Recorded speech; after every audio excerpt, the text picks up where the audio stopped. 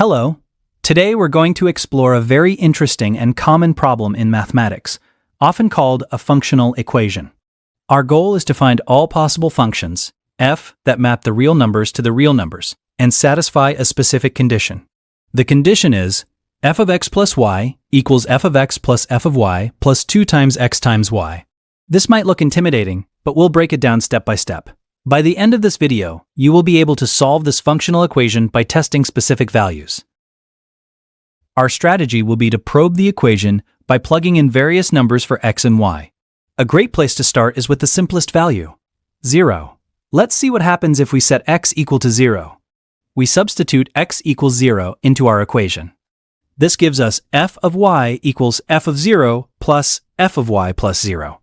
Simplifying, we get f of y equals f of 0 plus f of y.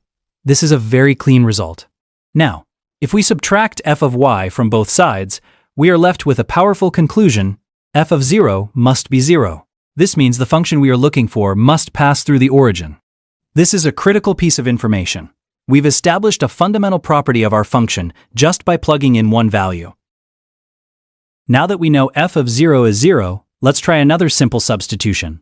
What happens if we set y equal to 1 in our original equation? Let's set y equals 1. Substituting this gives us f of x plus 1 equals f of x plus f of 1 plus 2x. This equation shows us how the function grows as we increase x by 1. The increase isn't just a constant, it depends on both f of 1 and x. This might seem like a dead end, but we have another tool at our disposal. Our equation is symmetric in x and y.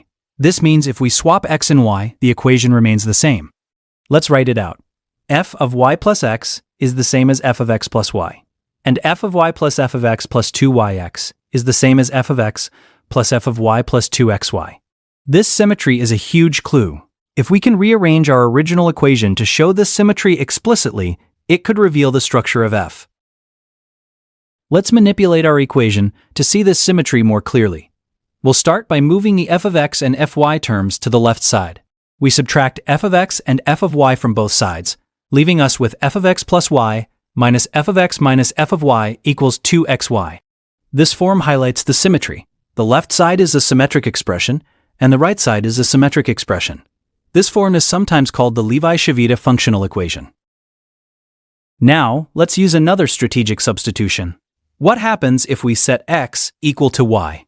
Setting x equals y simplifies our equation considerably. We get f of 2x equals 2 times f of x plus 2x squared. This equation gives us a relationship between the value of the function at 2x and its value at x. We have an expression for f of 2x, but can we find a more general expression for f of x? Let's try a different strategy. Let's suppose that the solution is a polynomial. We can rule out a constant function because f of 0 equals 0. A linear function of the form f of x equals ax might work. Let's assume f of x equals ax. Substituting this into our original equation gives a times x plus y equals ax plus ay plus 2xy. Distributing on the left side, we get x plus ay equals ax plus ay plus 2xy. This simplifies to 0 equals 2xy, which is only true for all x and y if 2xy is always 0. This is not the case, so a linear function is not the solution. This is a great lesson in functional equations. Even if an assumption doesn't work, it teaches us what the solution isn't, narrowing down the possibilities. We ruled out a linear function. What about a quadratic function? Let's try f of x equals ax squared plus bx plus c. We already know f of 0 is 0. If we plug in x equals 0, we get c equals 0. So our function must be of the form ax squared plus bx. So let's test the form f of x equals ax squared plus bx. Substituting this into the equation gives us a times the quantity x plus y squared plus b times the quantity x plus y equals the right-hand side. Now let's expand and simplify both sides. The left side becomes ax squared plus 2axy plus ay squared plus bx plus by. Let's rewrite that. Left side, ax squared plus 2xe plus ay squared plus bx plus by. Right side, x squared plus ay squared plus bx plus bi plus 2xy. Notice that the terms x squared, ai squared, bx, and by appear on both sides of the equation. We can cancel them out. This leaves us with 2x equals 2xy. This equation must hold for all real numbers x and y. If we pick x equals 1 and y equals 1, we get 2a equals 2, which means a equals 1. We have found a value for a that works, and since b canceled out completely, any real value of b is a valid solution. This means that for any real number b, the function f of x equals x squared plus bx is a solution to our functional equation. We found a family of solutions, f of x equals x squared plus bx. But have we found all the solutions? This is the big question in functional equations. Our method of guessing the form of the solution might have missed something. A more rigorous method, for functions assumed to be continuous, involves rearranging the equation into a form that's easier to analyze. Let's perform a transformation. We'll define a new function, let's call it g, by subtracting the x squared term from f of x. Let's define g of x as f of x minus x squared. The goal is to see if our original equation for f can be simplified into a well-known functional equation for g. If it can, we can use the known solutions for g to find all solutions for f. This technique is called a substitution, and is a powerful tool in solving functional equations. Let's substitute our definition of g into the original equation for f. This might get a bit messy, so let's be careful. First, we rearrange our definition to express f in terms of g, f of x equals g of x plus x squared. So we have f of x equals g of x plus x squared.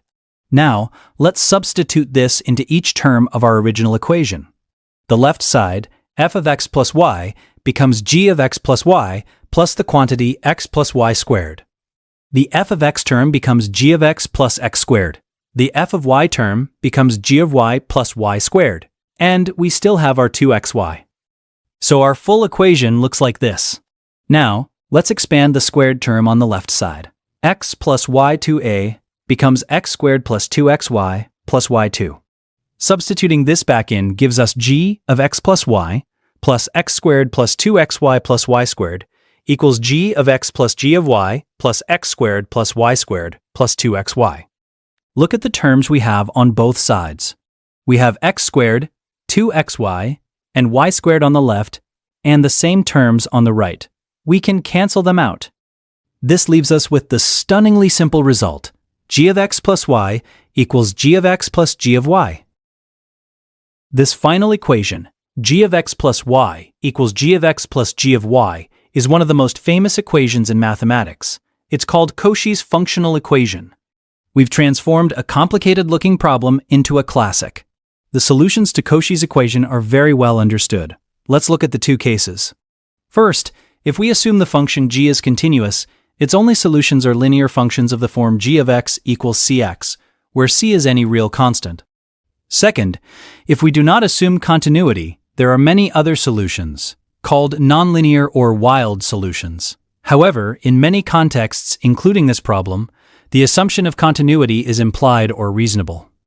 Let's stick with the continuous case, as it leads to the elegant family of solutions we found earlier.